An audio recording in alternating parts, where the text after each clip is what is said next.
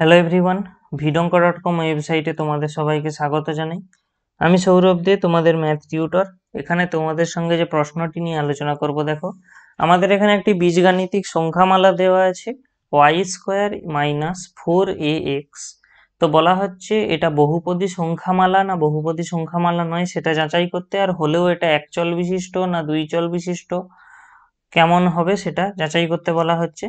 তো দেখো, প্রথম কথা, বহুপদী সংখ্যামালা হতে গেলে আমাদের এখানে কোন কোন চলরাশি আছে দেখতে হবে, এবং চলরাশিগুলির যে সূচক বা ঘাত সেগুলি সমস্ত অখণ্ড সংখ্যা কিনা চেক করতে হবে।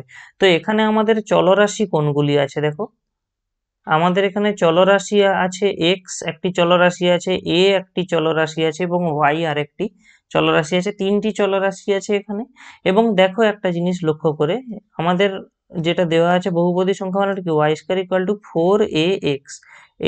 এর এখানে ঘাতে কিছু দেওয়া নেই মানে 1 আছে, আর এখানে x এরও ঘাতে কিছু দেওয়া নেই মানে 1 আছে। অর্থাৎ আমাদের এখানে যতগুলি চলরাশি দেওয়া ছিল প্রত্যেকের যে ঘাত দেখো বা সূচক যেটা সবগুলোই অখণ্ড সংখ্যা দেওয়া আছে।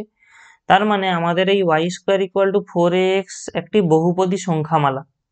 এবার এটা একচল বিশিষ্ট, দেখো যেহেতু আমাদের এখানে একটি তিনটি চলরাশি আছে তার মানে এটি তিন চল বিশিষ্ট। এটা এক চল বিশিষ্টও নয়, দুই চল বিশিষ্টও নয়, তিনটি চলরাশি আছে, সেই কারণে তিন চল বিশিষ্ট। তাহলে আমাদের এখানে যেটা অ্যান্সার হবে, এই অপশনগুলির মধ্যে এখানে কোনোটা নয়, এটা অ্যাকচুয়ালি একটি তিন চল বিশিষ্ট বহুপদী সংখ্যামালা।